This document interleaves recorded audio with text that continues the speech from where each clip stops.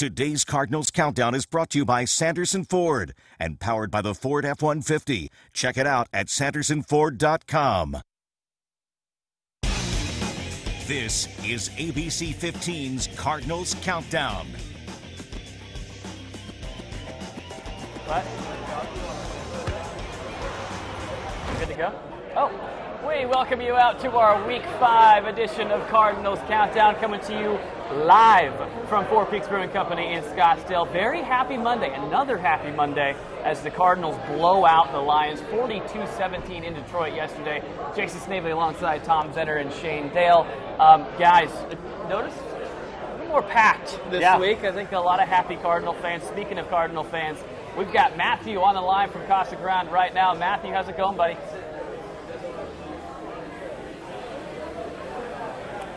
Matthew there? If he's there, we can't hear him.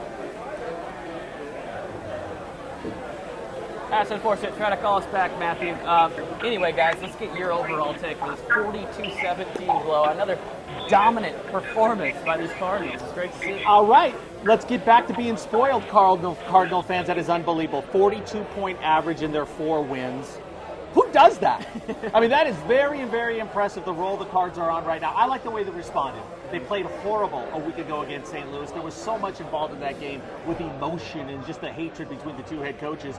But yesterday they responded, like what the defense did, especially because they created 0 turnovers against the Rams. That bothered them. They were really, really annoyed by that. They set out to do something differently about it, and all they did was really create 7. 6 of them counted, and that was the difference of the game. The Cardinals defense getting the ball back. They were down 7-0 after 1 quarter. Scored 4 touchdowns in the second quarter, and the route was on. It was an ugly first quarter. Yeah, well, they forced 2 turnovers in the first quarter, but they weren't able to capitalize on them until later in the game. There's so many things we can take away from this game. I'm looking at the rushing yards and the running game for the Cardinals because it's such a 180 from last season. The Cardinals were last in the NFL last year, 3.3 yards a carry. This year, after 5 games, number 1 in the NFL with just about 5 yards per rush. They have 23 runs of 10 or more yards, the most in the NFL. Chris Johnson's tied for second. Chris Johnson, unemployed 2 months ago. What can you say about this guy? Tied for second in the NFL with 405 rushing yards in 5 games. Incredible. Incredible turnover. It's Chris Johnson of old. Sounds like we do have another caller. Eric from Phoenix is on the line. Eric, how's it going, bud? I'm doing good. How you guys doing? Swing and a miss again? Eric? Hello? Yeah, Are you I can there? hear you. From Phoenix? Yeah. Yeah, can you hear me? What do you think about the defense, bud? Well, I've been looking at a couple of the games. I think that as far as at first, I thought it was hard to say. Hey, you know what? Jason, to follow up with what Shane said about Chris Johnson. Okay. I'm sorry? He's breaking down the defense. Yeah. Hello?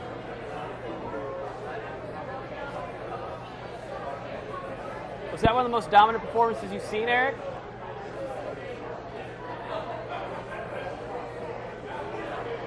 Okay. Having some technical difficulties. Jason, Sorry about about what Shane said about Chris Johnson, and then we can move on and talk a little bit more about the defense. But think about that.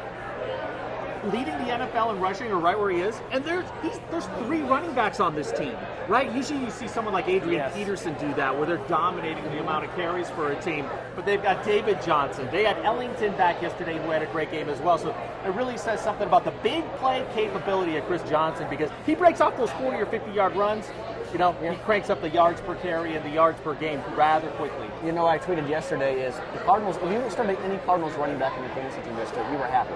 Because they all had, at least in ESPN standard leagues, at least 10 fantasy points, double-digit fantasy points. Andre Ellington had a 63-yard run. David Johnson had 2 short touchdown runs. Chris Johnson had over 100 rushing yards. And it's picked their poison with these guys. I absolutely love. We haven't even talked about the passing game yet. We're talking about the defense and the running game. And the Cardinals' passing game was supposed to be their strength. That tells you just how many weapons and just how loaded this team is on both sides of the ball.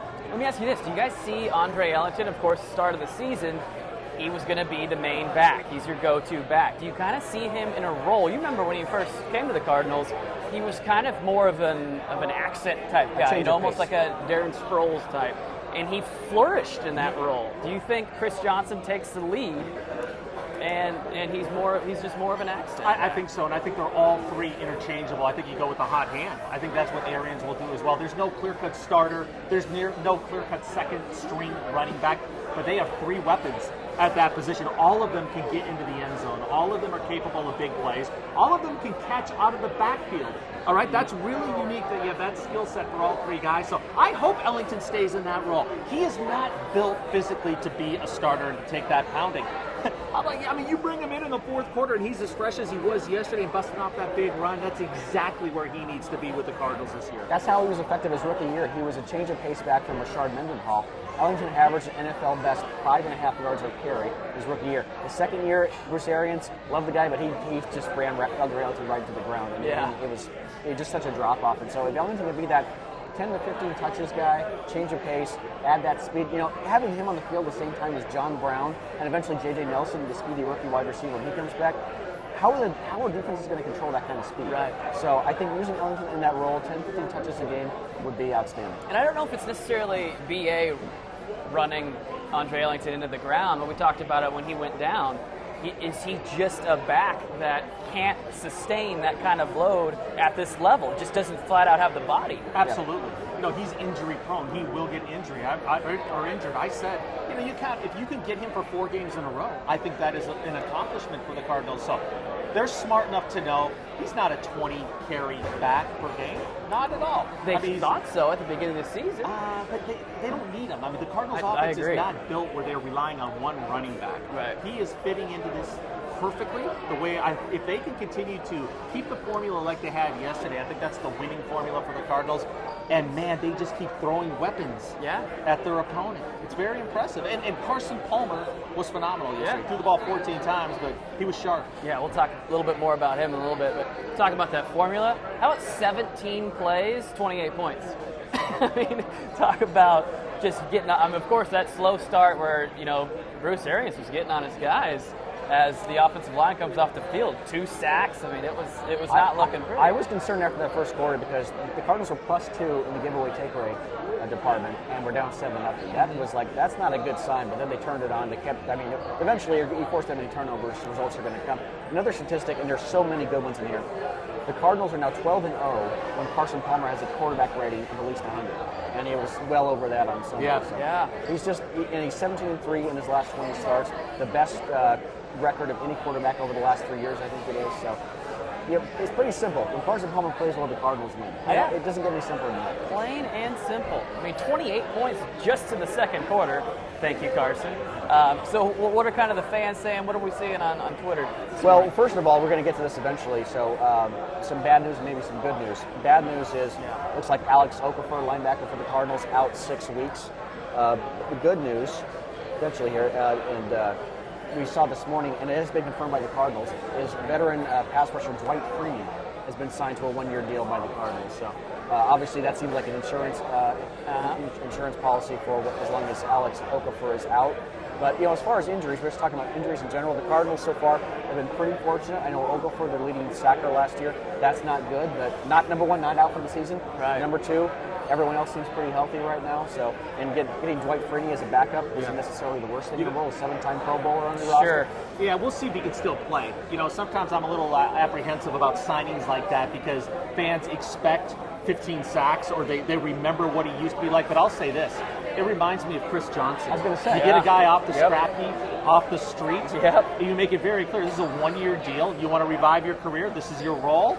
Deal with it or you're gone. And Bruce Arians seems to have a way to just get those guys motivated and just play for them and just, to give them. Look at Larry Foote last year as well.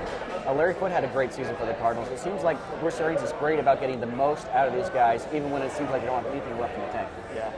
Now, talking about specific game changers real quick, Rashad Johnson. I mean, without a doubt, I think he's got to be the NFC Defensive Player of the Week. I think it's probably a matter of time. I mean, 3 takeaways himself, 2 interceptions, and a fumble. It's got to be your game ball guy. Yeah, he played great yesterday. I give credit to the offensive line as well because Arians chewed them out. Not only as they were coming off the field, but as they were sitting on the bench. He let them have it yesterday for good reason. They were playing horribly those first couple series. They were getting Carson Palmer smacked around. I mean, that was worrisome for Cardinal fans. That was not a good look early on, but they got their act together.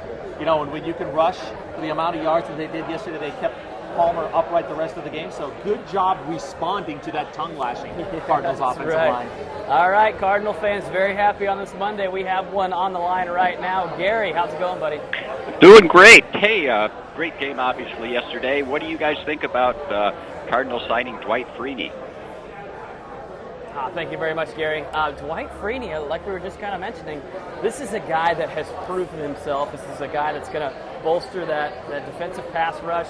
Again, you're losing a key player on that defense, but who better to fill that role than a veteran? You know what? Here's what I like about the Cardinals defense. They are always in attack mode. They look to create turnovers, they look to score, and they're fast. Yeah. And I think Dwight Freeney fits that mold perfectly for what they're trying to accomplish this year. So, you know what? They don't need him per se as they're depending on a new guy to sign off the street this week and contribute next week. But anything that he can add, I think will be gravy. You know, another guy that can spell some of the starters on the defensive line and give people a little rest. I think it's great. It adds depth. He's a big play guy, and let's see if he's got anything left in the tank. And he's a guy who Bruce Arians knows. When Bruce Arians was the interim coach in 2012 for the Indianapolis Colts, Dwight Freeney, that was his last season with the Colts. So Arians likes bringing in these guys. He's coached before. They know each other. I don't think there's any question that Dwight Freeney is going to give his all for this team and for Bruce Arians specifically. So I like it. I like it a lot. I mean, back to Rashad, back to this secondary. I mean, they just are proving time and time again that this is a legit defense. They really are. And Patrick Peterson, played well yesterday. He's not making the big plays that he has in the past, but he doesn't need to. And the other thing that set Arians off yesterday was that call on Patrick Peterson, that holding call. Phantom holding call. What a horrible call that was yesterday. But Patrick Peterson getting in the act, and I love when he gets into the open field. Anytime he gets his hands on a ball, on an interception, it's like a punt return. I mean, he's using the whole field, zipping and zagging around. So they've got it going on right now. That secondary has an attitude. They've got talent, and they want to come out and do some special things every week. And I think they've supplanted Seattle as being the best secondary in the NFL. And we're going to get to that in a little bit. I'd like to dive into that. But we actually have a Bird Gang representative on the line right now. Matthew from Casa Grande. How's it going, bud? I'm doing pretty good. You? Very well. You there? Hello? You have a question for us, bud? Can you hear me? I can barely hear you. Okay, fire away, buddy. Them Cardinals are pretty good. This is true. That's kind of the, I'd say, the popular belief here on this Monday. The Cards 4-1, fourth victory of the season. Really, I mean, at this point, how I see it national is, critics have to take notice. I love the fact that they have a 2-game lead over Seattle. Yeah. How about the fact that the bounces aren't going the way of the Seahawks anymore? You can't sustain that every single year. So that was pretty exciting yesterday. So, hey, Matthew, since we've got you on the line, I mean, they've got to forget about this game quickly. What do you think about next week and the defense going against Mike Vick in Pittsburgh? I'd say that the Cardinals got a chance, and they're going to beat them 42-0. 42-0, says Matthew. We're going to write that down. If you're right, Matthew, you're going to have to call back next Monday. I will say, here's the only downside. I was looking through the playoff standings for the NFC. Like they rank teams 1 through 16 based on tiebreakers. All 4 of the Cardinals wins are against the bottom 4 in the NFC. Yeah. That's what you're going to hear. You're going to hear the Cardinals haven't beaten anyone. If they win next week, it's because they beat a Mike Vick-led Steelers team. The Ravens are 1-4. They play them on Monday night in a couple weeks. You're right. That's an excellent point. Now, I mean, you could even write the Steelers off now, when before you're thinking... here's another thing that's in the Cardinals' favor. The Steelers play tonight on the West Coast. Same as the Lions last week. Yeah. They play San Diego, so they got to go all the way back across country. Their work week is going to be disrupted a little bit. Cardinals are in West Virginia, right? They don't even come back to Phoenix this week. They're staying out east, getting ready for that next game. And I don't see them doing anything but coming out. I mean, think about it. This is one of the games that Arians is marking on his schedule. Oh, yeah. They're going to come out First trip flying. back. But they better expect the same thing from Pittsburgh that they got from St. Louis last week. It's going to be that type of physical, intense, almost playoff type atmosphere. You know what I love though is that Bruce Arians can keep looking at his team and still saying, you know what, we still ain't blank because we haven't beaten anyone yet. And you know what, and that's going to keep that chip on their shoulder. That's going to keep motivating them when they play Seattle, when they play Cincinnati, when they play Green Bay, when they play teams with winning records, or at least teams that are supposed to be as good as them. He can go into that locker room and legitimately say, you know what, guys, we haven't beaten anyone yet. Because guess what? He can show them the record and say we haven't. Yeah.